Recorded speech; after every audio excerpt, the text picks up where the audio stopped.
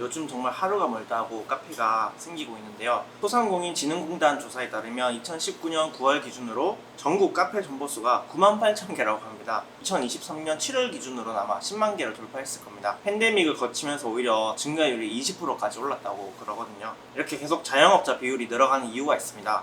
커피 대중화로 인해서 관심도가 높아졌다는 긍정적인 요인 분명히 있겠지만요. 제가 생각했을 때는 어떤 취업난으로 인한 직업 이동 측면에서 제일 마지막에 위치한 게 아마 자영업이기 때문이 아닐까라고 생각하는데요. 그리고 비교적 다른 업종들에 비하면 어떤 접근성이라든지 창업 비용이 좀 낮은 편이라서 더욱 그렇다고 생각하는데요. 하지만 창업을 한다고 해도 살아남는 것은 쉽지가 않습니다. 전체 요식업 중에서 카페 자영업자의 수익성과 생존율이 가장 낮았고 3년 내 폐업률이 무려 52%나 차지하고 있습니다. 반갑습니다. 저는 부산에서 3년차 작은 카페를 운영 중인 박지호라고 합니다. 누군가 창업을 하겠다고 하면 저는 되도록 말리는 편이지만 앞서 말씀드린 것처럼 원치 않게 자영업으로 내몰려서 조금이나마 도움을 드리고자 제가 이 영상과 컨텐츠를 제작하게 되었고요. 저 역시도 그렇게 자영업으로 내몰린 사람 중에 한 명이었기 때문에 여러분들처럼 충분히 공감할 수 있을 거라고 생각합니다. 왜 동네에 카페를 차리게 되는지, 그리고 왜 동네에서는 장사가 잘 되기 어려운지, 이거를 단계별로 제가 나누어서 설명드리도록 하겠습니다. 먼저 동네에서 카페를 차리게 되는 이유가 뭘까요?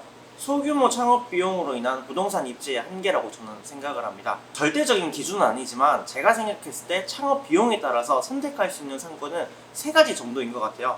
먼저 찾아오는 화려한 상권, 오피스 상권, 그리고 주택가, 이렇게 세 가지 정도를 보고 있습니다. 1인 창업자들의 평균 창업 비용이 약 5천만 원에서 8천만 원 사이가 가장 많다고 합니다. 카페를 창업할 때 가장 많이 발생하는 비용이 바로 임차 계약할 때 필요한 보증금과 권리금입니다. 바로 이 부분 때문에 건물주를 제외하면 대부분 임대료를 지불하고 해당 매물을 이용하게 되는데요. 부동산 관련 비용은 지역별로 차이가 많이 나는 편인데 제가 지금 거주하고 있는 부산 기준으로는 10평 정도를 계약하려면 최소 1,000만 원에서 2천만 원 정도의 보증금이 필요합니다. 최근에 여기서 한 5분 정도 거리에 있던 모 카페 같은 경우에도 약 3천만 원 정도의 권리금을 받고 나가셨다고 했거든요. 바로 이 부분 때문에 보증금과 임대료가 저렴하고 무권리이거나 권리금이 적은 곳을 찾다 보니 화려한 상권과 오피스는 들어가기가 굉장히 어려워지고, 그래서 갈 수 있는 상권이 주택가밖에 없어서 그렇다고 생각합니다.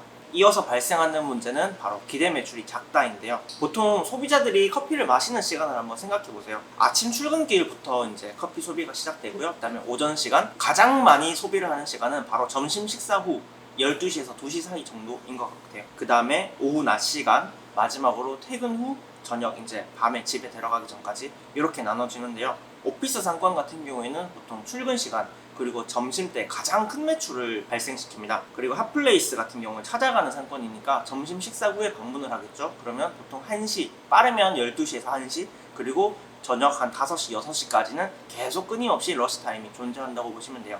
하지만 주택가는 어떨까요? 그것에 사시는 분들을 제외하면 사실 오피스가 없기 때문에 점심 러시라는 타임이 존재하기가 조금 어려워지고요.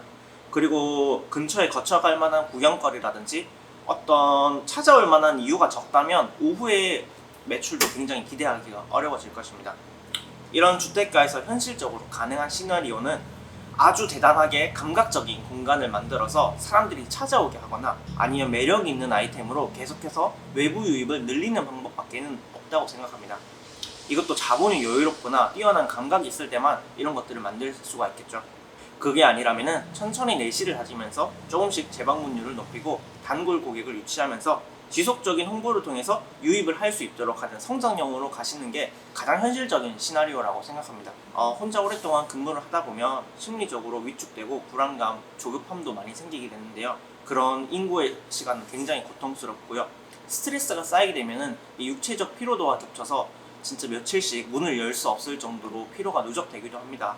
그렇게 되면은 이것들이 사실 알게 모르게 고객들한테도 다 전달이 되게 돼 있습니다. 식사를 제때 챙겨 먹는 것도 많이 힘들어지고요. 건강이 나빠지는 것을 계속해서 느껴지시게 될 거예요. 주변 1인 사장님들의 SNS만 보더라도 몸이 아프셔서 문을 닫는 경우를 종종 보게 됩니다. 저 역시도 몇 번이나 그런 적이 있었고요. 이런 부분들로 인해서 저는 되도록이면 주택가 상권에서, 동네 상권에서 카페 창업하는 것들을 좀 말리는 편입니다. 물론 예외도 있습니다. 조금만 찾아보면은 그런 말도 안 되는 위치, 그런 동네 장사에서도 굉장히 잘하고 계시는 분들이 많이 있는데요.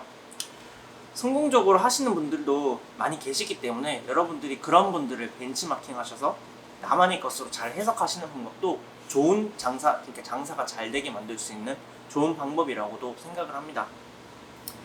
어떤 이런 것들이 내 눈앞에 닥치기 전에는 사실 무슨 말을 해도 잘 와닿지가 않습니다. 창업이라는 거에 꽂히게 되면은 남의 말을 잘 안 듣게 되거든요. 저 역시도 그랬고요. 제 주변에서도 그런 분들을 많이 봤습니다. 조급하게 생각하지 마시고 천천히 준비하셔도 돼요. 조금 더 완성도를 높이셔서 성공 확률을 높이고 실패 확률을 줄이는 방향으로 나아가시다 보면은 점점 이제 원하시는 방향으로 흘러갈 수가 있게 될 거고요. 그리고 실패한다고 하시더라도 실망하지 마시고 데이터를 기반으로 분석하셔서 다시 재도전하실 수 있도록 하시면 될 것 같아요. 정말 이 길밖에 없다고 생각하셔서 자영업을 선택하신 거잖아요. 그렇다면 더 잘 될 수 있도록 포기하지 않고 끝까지 열심히 도전하는 것도 저는 필요하다고 생각합니다. 다른 대안이 있으시다면 굳이 자영업하는 거를 저는 말리도록 하겠습니다. 다음 영상에서는 제가 지금 운영 중인 매장의 준비한 과정과 비용에 대해서 모두 말씀드리려고 하고요. 현재의 상황 그리고 앞으로의 계획에 대해서도 말씀드리려고 합니다. 분명히 도움되는 부분이 있을 거라고 생각합니다. 오늘 영상은 여기까지고요. 궁금하신 점이 있다면 댓글로 문의 부탁드리겠습니다. 감사합니다.